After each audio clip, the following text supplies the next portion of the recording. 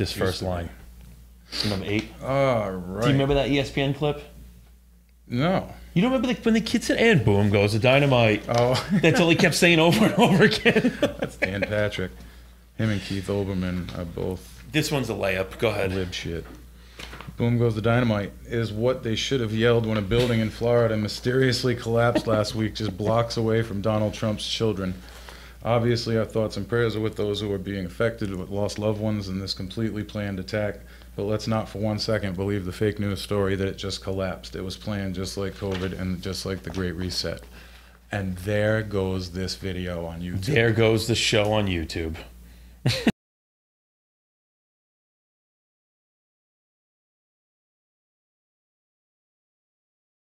When I talked to some of the families, some of the people who did escape, who survived, got out, they talked about watching the building collapse and watching as they're in the garage, one floor come down literally as a whole floor on top of another floor. They know that the chances are, as each day goes by, diminish slightly. But at a minimum, they want to recover the bodies. They want to recover the bodies. There's a lot of very religious people who are in there. Members of the rabbis in the Jewish community were talking about the need to make sure that they recover the body and be able to bury them, give them, and anyway. So I think they're very realistic, Mike, but I don't think that in any way suggests that it's too we should stop. I think that we should move on, continue to try to recover the bodies. In the meantime, that's why NISTA and others are determining whether or not it's safe to send the first responders back. When they'd ask me about this, I'd point out that the last thing they would want and we would want is in the process of trying to recover, and the possibility, there's still a possibility someone could be alive, someone could still be breathing, someone could be there. That the last thing you want to have happen is have that building collapse and kill 10, 20, 30, 50 firefighters or wound them or first responders. So, but Mike, they're realistic. It just brought back so many memories. It's bad enough. It's bad enough to lose somebody. But the hard part, the really hard part, is to not know whether they're surviving or not. Just not have any idea. When the accident took my wife and my family, the hardest part was, were my boys going to get out? Could they going to make it? And not knowing. When you're flying home from Washington, you get the news, you just don't know. So but I was amazed. As you know, unfortunately, I've done a lot of these circumstances where I've met with families who have had great loss. And what amazed me at this group of people was their resilience, their absolute commitment, their willingness to do whatever it took to find an answer. I walked away impressed by their strength. And Nancy Bloomberg, do you have a question? Yeah. I was told. Oh, thank you. What did you learn, if anything, about the collapse of the building? Is there anything more you learned from investigators or the FEMA administrator? No, it's underway. I don't, the director of FEMA is with me here. We don't have any firm proof of what's happened. There's all kinds of rational speculation about whether or not the rebars were rusted, whether or not the cement, whether it's limestone or not, whether or not. But a lot of the families who survived talked about how upset they were that in the last years that they've been here, how there was one condominium complex built across the street and a road was purchased, and while they were living there, they would hear the drilling and they'd feel their building moving and shaking. There are all kinds of discussions about whether or not they thought that water level rising, what impact it had. And interesting to me, I didn't raise it, but how many of the survivors and how many of the families talked about the impact of global warming, how much it, and they didn't know exactly, but they talked about sea levels rising and about how there were, and the combination of that and the concern about incoming storms, incoming tropical storms. And so, but I don't think there is at this point any definitive judgment as to why it collapsed. Yeah. So, yeah. I don't think for 1 second that building just magically collapsed. Did you see the video? It looked like a planned detonation. Notice how all these buildings collapse straight down, pancake style? Yes. Just fall straight. Yeah. Almost like when you collapse a stadium with dynamite. It's just convenient, I guess. None of these buildings ever tip one way or the other. They all drop straight down. Yeah. It's crazy.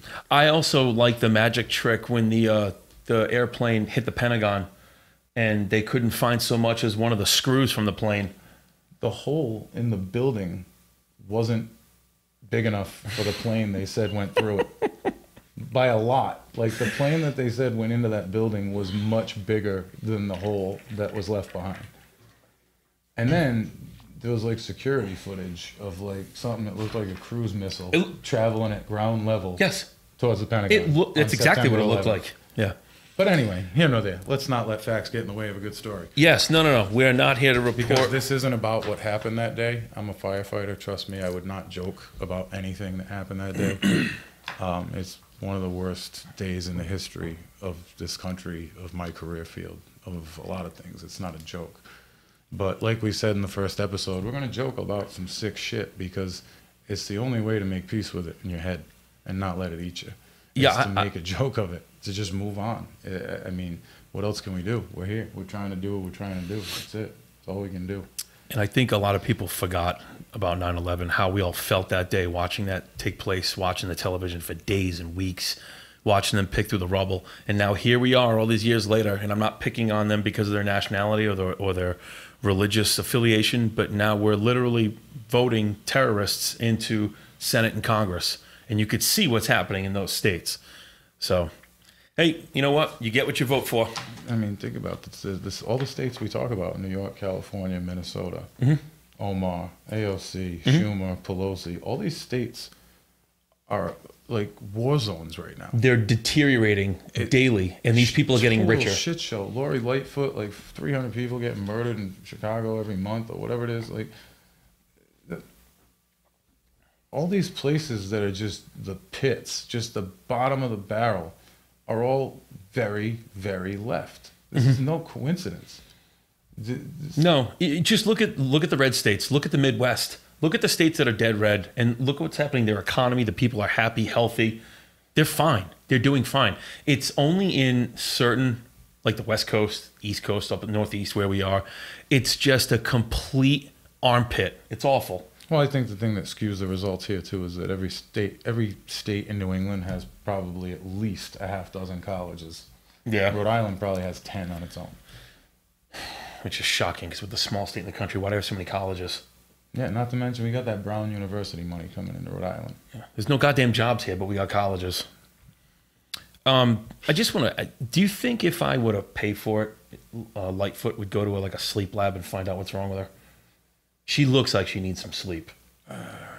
It's got to weigh on her to know that you're intentionally causing division and intentionally letting a city burn down. She understands that there's a thing called makeup, right?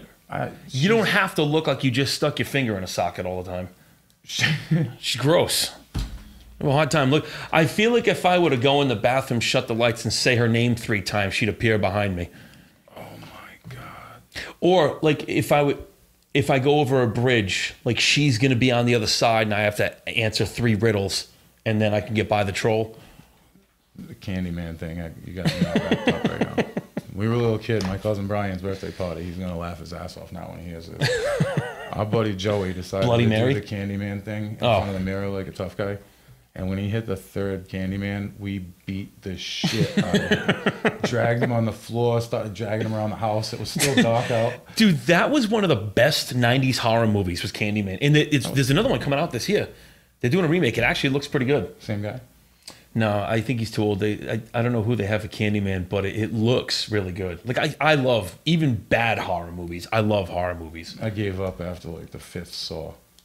See, those were just like more like shock and awe. Yeah. Yeah, that's too much. I was in. Like, they're like psychological and gross. Yeah. Just wanted to put on a little bow tie and ride around on a tricycle.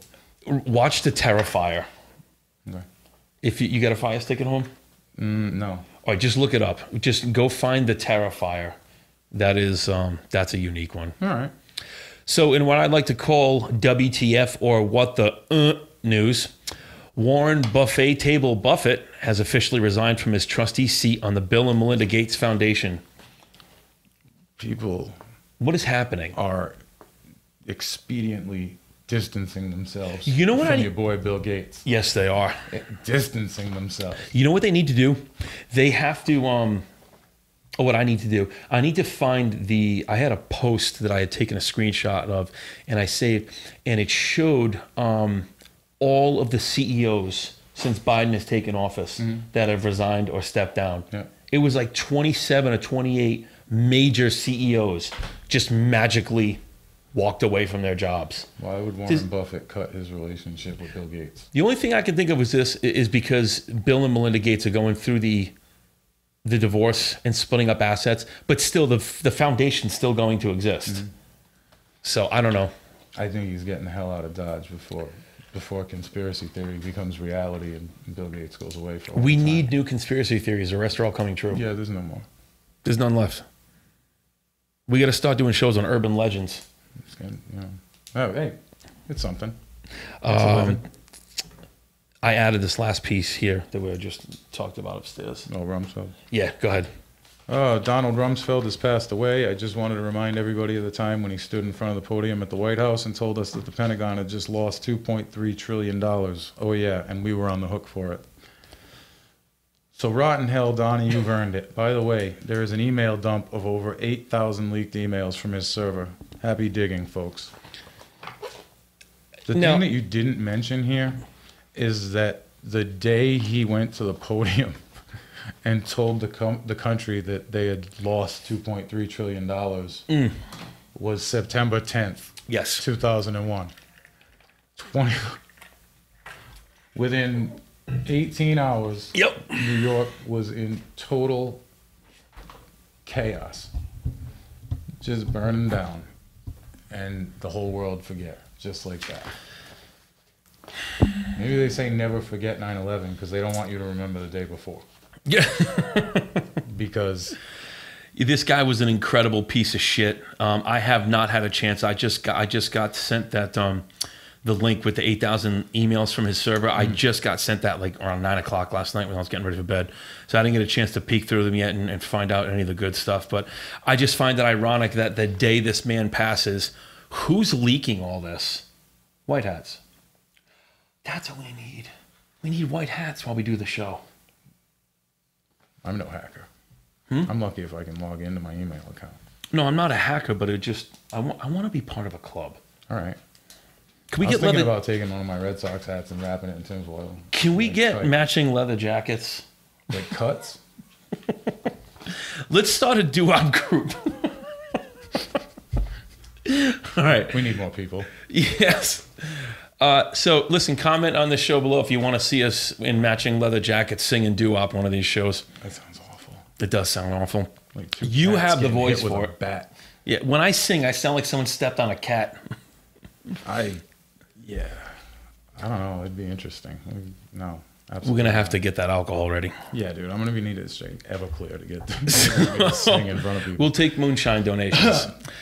So this is a story that everyone's going to be very familiar with, but a crybaby liberal Olympic hammer thrower is now being made famous for turning her back when the national anthem was being played after she placed third in her respective sport, the hammer toss, hammer throw, whatever you call it.